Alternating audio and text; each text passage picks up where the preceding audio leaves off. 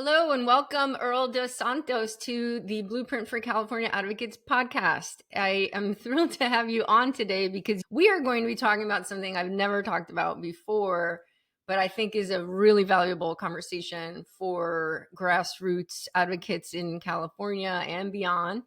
Before we launch into it, I would love if you took a moment to introduce yourself and where you started and how you landed where you are right now. Hey, Christina. First of all, thanks so much for having me. It's exciting to be here.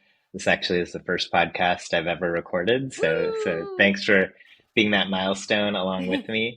So yeah, basically, I have had a varied career. I started in finance. I did some social impact work, and more recently, since moving to the Bay Area over a decade ago, I did product management and digital marketing. And I was part of the wave of people who came to political advocacy after Trump was elected, where Mm, in my mind, I pretty much couldn't think about anything else, right. You and me both both, at brother. my job and Yeah. outside of it. Since Trump got elected, it was at first doing a lot of things on the side, trying to see, since my background was in digital marketing and that appeared to be a gap, I was doing things like running ads for state ledge candidates, on the side during nights and weekends to Nice. help them get elected and things like that. Nice. And Nice. then finally in 2018 is when I decided to make the leap and say, hey, can I piece together a living here with the goal of maximizing my impact? So I tried to proactively find organizations that I thought were doing good work that could use someone who had that digital expertise. And at first, it was mainly helping people run paid ad programs and helping them perhaps automate part of their systems. And then it evolved over time. I think one of the beautiful things about working in political advocacy is that things change, needs change, and you change along with it. So Right. the journey has taken me in directions that I never really thought they would go. In 2018, one of the organizations that I helped, the leader of the org happened to go to college with Julie Louis Dreyfus and her husband, Brad Hall. They were trying to, on their own, create a campaign for getting volunteers for the 2018 election. And I think to their credit, they knew that they couldn't completely go about it the normal way. I mean, it started out that way. They were filming this $20,000 commercial basically for volunteers and doing the Mm-hmm. normal exclusive in a magazine. Mm-hmm. But they asked for my help in thinking about how can we frame it for digital, how can we track Mm, the results and so on. mm-hmm. Mm-hmm. And we were able to see pretty quickly that the initial release, the traditional way, fell flat mostly in terms of getting people to actually go Mm-hmm. through a complete flow of signing up, actually Mm-hmm. Mm-hmm. volunteering, things like that. And so Mm-hmm. that kind of began my journey in helping celebrities and influencers as well in figuring out the best ways to use their platforms to drive Wow. strategic action. Wow. And so what started with experimenting with selfie videos where she would record something at key moments, for example, when Kavanaugh was confirmed in 2018, there was a big rapid response moment. And by filming a video saying, hey, if you're angry, here's something you can do right now. There are these different types of volunteer activities you can do. We can funnel you right to the organization. That's where we saw the power of using a platform in the more modern ways Yeah. would be much more effective. And Wow. so from there, opportunistically, I would help people like her. And, if they had an idea for a campaign, and if I had an idea for a campaign, for example, in 2019, when Virginia had the opportunity to flip their state legislature, Mm-hmm. I had this idea of creating a slate of 10 candidates that were in close races. Mm-hmm. At the time, if you remember, Virginia could have been the final state to ratify the Equal Rights Amendment. So Mm-hmm. we titled it the Equal Rights Amendment Slate. And Julia created a great video around it. We pushed it on her social channels. We pushed it on paid ad channels where we Mm-hmm. saw we could raise $5 for every dollar we spent. We were able to raise $150,000 for 10 Wow. candidates, which, on the state ledge level was a Yeah. big deal. So through those kind of experiments, we've grown what we do over time. I've helped a number of different people, which we, could potentially go into some more. I continue to here and there do paid ads work as well, but primarily now I try and help people like Julia proactively figure out, okay, where's their need? How can we distill down the need, create a campaign that fits time constraints and availability and the types of content that they like to do, and then work with partners to put it out there and see what happens. That is so brilliant, Earl. Honestly, what a niche to fall into. Or not that you Yeah. fell into it, you created it. And I think that's just fabulous. And I love that you come at it with the digital marketing background, because that is sorely needed in the advocacy world. I actually just did another interview recently with a guest, and we just sort of talked about that a lot of advocates come at it from the heart feel, the idealism, the philosophy, the this is the right thing to do. But there's so much more that's involved in winning any Oh kind yeah. of campaign, right? We're talking a political campaign, a legislative campaign, whatever. Advocates need to think about their ideas, their bills, their proposals as a product in a marketplace, and apply the same principles to market the product as any other seller selling something, which can sound a little bit ghoulish, I guess, and maybe rub people the wrong way. But I think it's the missing element here.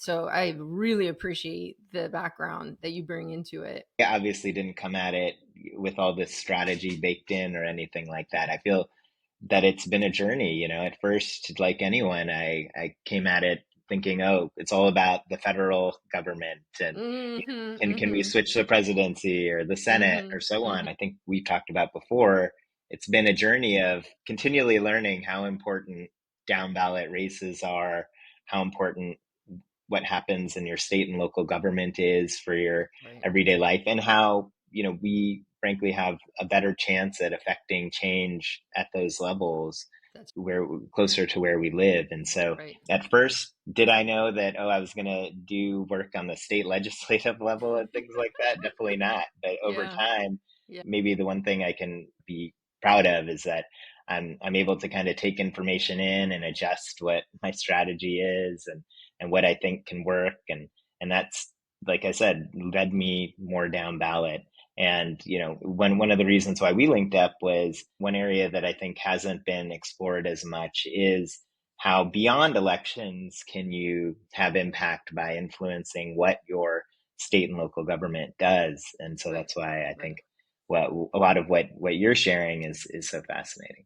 Thank you, Earl. I feel like we need to just trumpet that from the rooftops, that people have a much better chance of changing things the closer to their home, the better. Washington is just a hot mess. There's gridlock. There's no chance for so many things to happen just based on the politics, and the chance of doing things at the state level in Sacramento, especially with the 2/3 supermajority.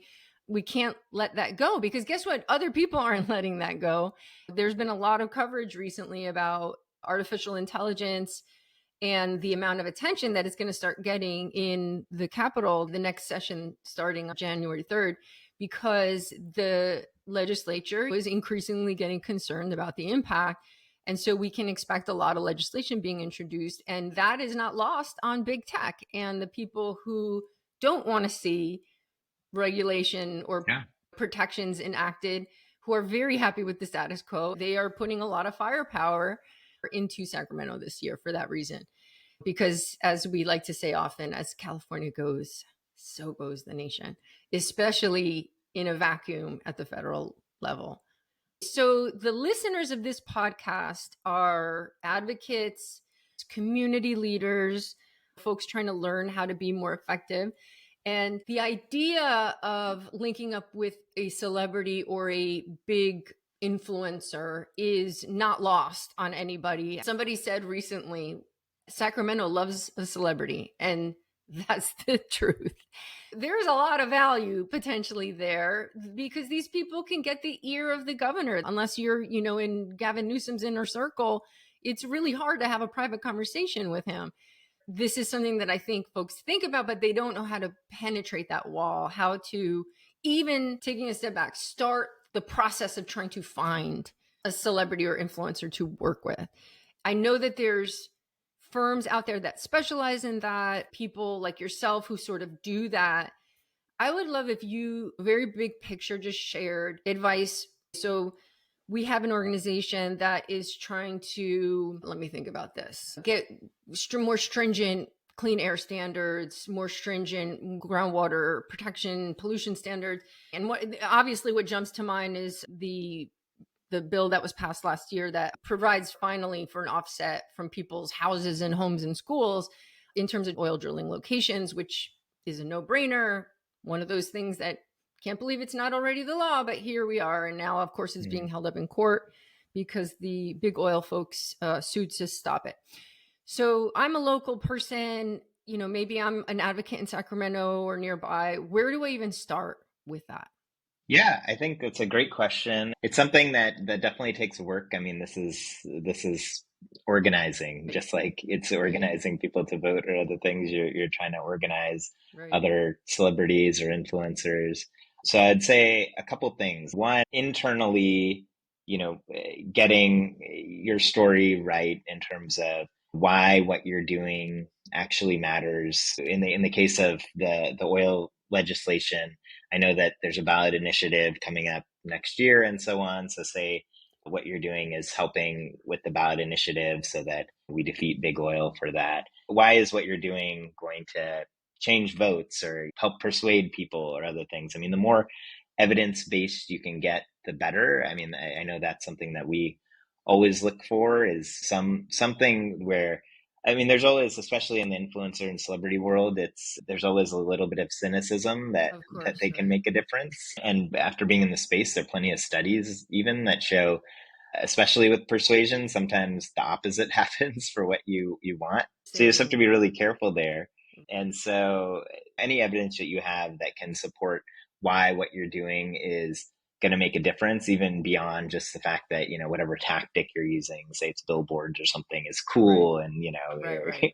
Right. witty or whatever. Can you go a little bit deeper to show that impact? That's getting your pitch better. The next step is figuring out who to reach out to.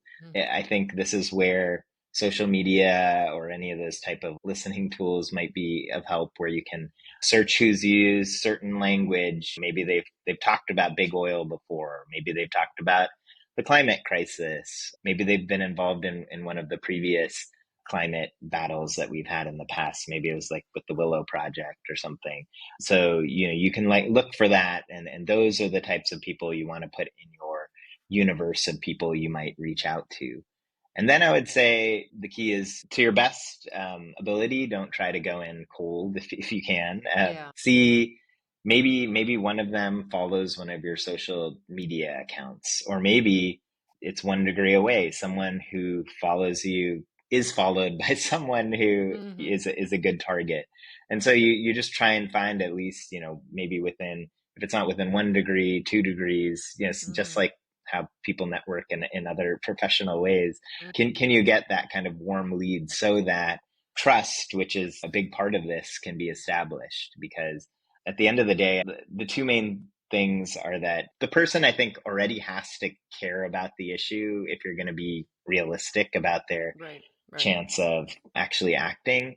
And Right. then they need to trust you and the solution that you're bringing. Right. Nailing those two elements is really important. So, it's not, like I said, it's not something where you just send an email and you can Next thing you expect know, you're something. working together. Right. It's something that you probably need to have a 3-month plan on and say, okay, in this month, we're going to really figure out what's the story that's going to resonate. And then the next month can be, okay, let's figure out who would be interested, who have we seen. Maybe someone's engaged with our content. Maybe we've seen them engage with a peer organization that Okay. would be interested. And then it can be the type of outreach and that type of thing.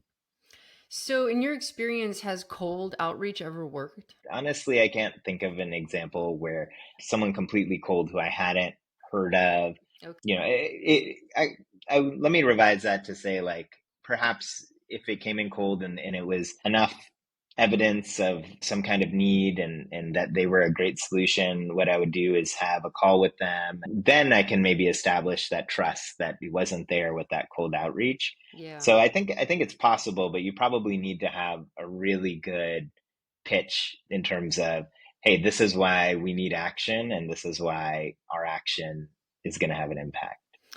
Going back to the marketing lens, is it's also, I would imagine, about the brand of the organization. Like, you may not know anyone in the organization, but you've heard of the organization and you know that they do good work, right? So it's not trust for the person so much as for the organization. Because, and I'm not saying like, oh, it's Amnesty International or the Red Cross, right? I'm not talking about that at all. But at the regional level, organizations that are known and trusted in the community among lawmakers, for example, the folks that are not getting visibility outside of their region, but do good work and have been doing it for a long time, it has to be helpful too, right? Rather than like, oh, we just started this organization 2 weeks ago, and just trust that we know what we're doing or whatever. Yeah, um that's a good yeah. point. The brand matters. I will caveat that to say that in our work, and maybe just in the space in general, I think that like one big gap is helping smaller organizations that don't have someone on staff whose job Yes. it is to reach out Yes, to celebrities and that's right. influencers. They Right. really struggle to get their name out, their brand out. I think that that's just a gap right now. We really do strive to help more often than not the smaller organizations, Mm, because of course it's not just helping smaller organizations just to help them, but a lot of times they're the ones doing innovative on the ground work, absolutely. or not just following, not that all big orgs do this, but not just following whatever can raise the most money and that That's type of right. thing. so That's right. so That's right. yeah, I would say that there's still very much a need and an appetite from people like me to find organizations that are smaller that are doing good work. But again, the key is having a good proof point, or at Mhm. least a great theory of change on why what you're doing matters, and why it's different. Thank you for that, because that is a huge need that is largely going unmet. So the fact that this is a conscious choice of yours is to focus on finding those smaller organizations is invaluable. Then also a question of the relationships and the networking that folks are doing to build their networks of people to be able to find those 1 or 2 degrees of separation. Also, to find that trusted messenger who went to college with Julia Louise Dreyfus. It's just a networking thing too. And I mean, that applies to everything, right? So and so might know so and so who you've been trying to get in touch with for, ever. You got to just get your name and your people out there and meet some people. Also, it's almost like this ecosystem, right? Creating a thriving, live, up to date ecosystem of who's doing what and getting your name and your voice out there. Yeah, I think just like you're saying, it's just like other types of networking or sales or whatever. I didn't know when I was helping an org that was doing Virginia state legislative work that it would lead me down this path to Right. get Right. connected to celebrities and influencers. I mean, it wasn't my Right. intent, but for an organization where it is your intent, the same thing applies. I mean, it's like Yes. most of it is just putting in the effort to put your name out there, have those conversations with people who might be able to connect you, and then you need a little bit of luck that will That's happen right. if you put in the That's work right. That's over right. time. You're right. You got to be active. You got to be out there. And as much as people rightfully despise social media for all the bad things that it does to society, the flip side of that is the connections and the visibility and stuff that otherwise would not have been possible at all. And creating content, as scary as that is, as an organization, just creating content around what you do and putting that out there into the universe and making yourself findable in a way. What would you say is a lost opportunity for advocates when they do work with influencers? They are able to make a connection and engagement. What would you say is a really productive relationship that goes beyond whatever the original product was? Yeah, that's such a good question. It's one of these things that I'm really hopeful that we can all be smarter about how we use these relationships. Hmm. One celebrity told me that, hey, I'm just so bummed that every time an organization reaches out, it's just for money, there's so much Mm. more that I can do. And I Mm-hmm. think I think that's really true. What's really important is that you engage this person and then really talk to them and learn from them about all the different ways they might be able to engage. And probably as Mm. part of that, you should think ahead about, okay, what are the, in a dream scenario, what are the different things that they can do? I mean, and take into account, like you said, I mean, I'm not either a huge fan of social media, but we cannot deny that it can shine a spotlight like few other things can, and it Mm-hmm. can drive action as well. We usually try to find actions where we can both drive awareness and action, and I think those are the types of things I would look for. Say this celebrity came, I would talk to them and ask them, okay, how do you feel about posting about us? How do you Mm. feel about doing a video that could be in a paid ad? Mm-hmm. How do you feel about some kind of giveaway item?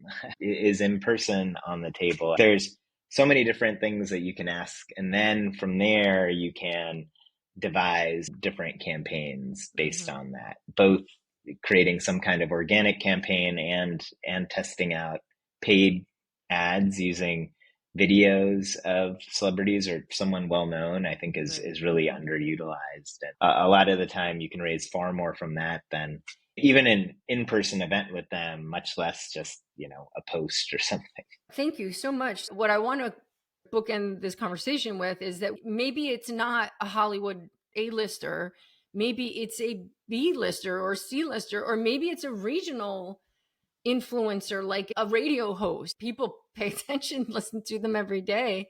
So ultimately casting a wide net too. It's not like, oh, Angelina Jolie is not coming. We might as well give up on this influencer strategy. But you can still get a tremendous amount of action and value that comes out of relationships and influencers at all different levels. Oh, Just feel like that's absolutely. important to say too, because I don't want to be like, oh no, if you're not hanging out with Matt Damon, then sorry, this doesn't work for you. No, there's a reason why micro influencers are a hot That's right. commodity That's in right. influencer marketing, right? I mean, all these type of people, even if you have a few thousand or 10,000 followers, you have a lot of true fans probably who really Mhm. trust you on some type of information. That's right. And, it doesn't even matter sometimes if that's like their niche. It could be someone who is a beauty influencer or some other type of influencer, but if whatever issue, if they have a personal connection to whatever issue you're doing, they can make that into a really powerful campaign that, Mhm. yeah, I mean, maybe it's not going to reach millions and millions of people, but there's still many people who will act and do something. And there are ways to Yeah. make that even more engaging, creating a community out of it. It could be that that person, instead of just donating to your org directly, you make it into a match where that person is thanking people as they donate and things Right. like that. Right. I've seen great campaigns that way. My takeaways from us talking right now are find and build relationships with influencers, a trusted influencers in the community, and become a trusted influencer in your community. Or not influencer so much as a messenger, but the importance of becoming also that trusted messenger because you represent that organization and your reputation means a lot to that. And frankly, when you come to Sacramento to lobby, your reputation as a person representing an organization means a huge amount because, and I've talked about this on other episodes, these lawmakers are looking at 2,000 bills plus bills. It is not humanly possible for them to read and, do the type of background research on every bill that is presented to them for consideration. And so being that trusted messenger, it's like anybody who's inundated with information, we're looking for symbols, we're looking for people that represent, okay, if this organization's on board, it's helping me vet this idea because it's even subconsciously signaling to me that it's something that I should trust and look into further. This is just human psychology, but becoming a organization or a person that when people see, they know that you're bringing them good stuff. They know what you're doing is good in general, even if they don't completely understand it. They trust that. That's huge in Sacramento. It's a Yeah. really good point, and I think part of also having your own platform is that, yeah, like I just mentioned, you're creating a bit of community. You can learn Mm-hmm. from your audience. You can learn Mm-hmm. what type of your message resonates. It's overall a positive thing as long as you're able to be okay with some of the negatives that come with social media. Do you mind if I ask you a question? Of course. As I mentioned, one of the things I think is underutilized in terms of organizations or maybe advocates who have the type of influencer or celebrity contact is how to go beyond elections in terms of, helping pass legislation Mm-hmm. that Mm-hmm. can be meaningful. One example, and you may know more about this than me, but as we know, SAG just went on strike. A Mm-hmm. big contention was AI. Mm-hmm. And part of what came to mind for me is how much advocating are they doing in Sacramento about this? Mm-hmm. Because it Mm-hmm. seems like a clear winner for whoever in the legislature wants to like champion this. And, Right. obviously it goes beyond some things in the entertainment industry, but where do you think there's fertile ground for really making an impact, but not just focusing on elections, but doing the work, even if it takes 3 months, a year, multiple years Yeah. to inform legislation? So that's a great question. That's the vast majority of what the podcast episodes talk about is how to do that. I would say that it's an investment of time and resources. And as I said earlier, the merit of what policy you're trying to pass is generally not enough by itself. So it's a question of bringing to the table credibility, research, well documented evidence, but also relationships. And, finding a legislator just to be your author of your legislation takes a considerable amount of work.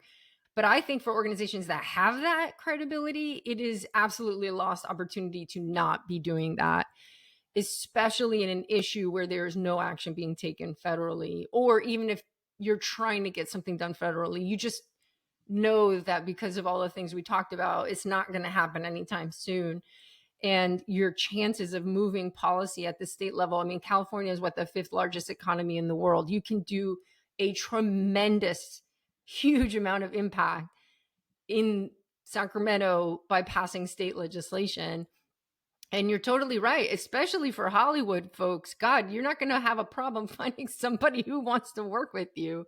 So I highly encourage anyone who's listening, if you have leverage, if you have resources, if you have name recognition or something that you can bring to the table, do not gloss over what's possible in the beautiful city of Sacramento at our beautiful state capital. I think people are always looking for good policy ideas that make big impact. Thank you so much for saying that, Absolutely. Earl, because I could just preach that up and down all around. I'm definitely, maybe we got to collaborate on something like that in the future. Please, let's do. Yes. Final words of advice that you would like to share with advocates listening who want to make big impact? We are increasingly coming to a world where trusted messengers are more important than ever, especially when an AI can write text and make Right. it so easy to send emails and all that other stuff. I think people are going to more and more want to look for trusted messengers who are educated on a certain topic. So like you said, Christina, one option is to become that trusted messenger. So Mm-hmm. over time, build up your platform. And Mm-hmm. another option is creating a relationship with another person who has a platform but is connected to your issue in some way. And again, if you put in the work of identifying who that is and identifying a good path to create that trust, it can definitely be part of your portfolio and should probably be something to aspire to. Thank you, Earl. And I want to say that in this day also of social media and content creation, that a lot of this you can learn by reading just people's stuff that they post online, like you do on LinkedIn. And I'm not sure if you're on other platforms, but how can people find you and follow you to learn more about this? I'm mainly posting weekly on LinkedIn some of the learnings that I've had. And I'm so grateful. That's one of the ways in which we connected. And yeah, feel free to reach out if I can be helpful. I'll put your link in the show notes so that folks can find you. And I want to say thank you for being available and sharing your insight. Thanks again for having me. Congrats on your book. So I can't wait to read that myself. Thank you. Thanks, Earl.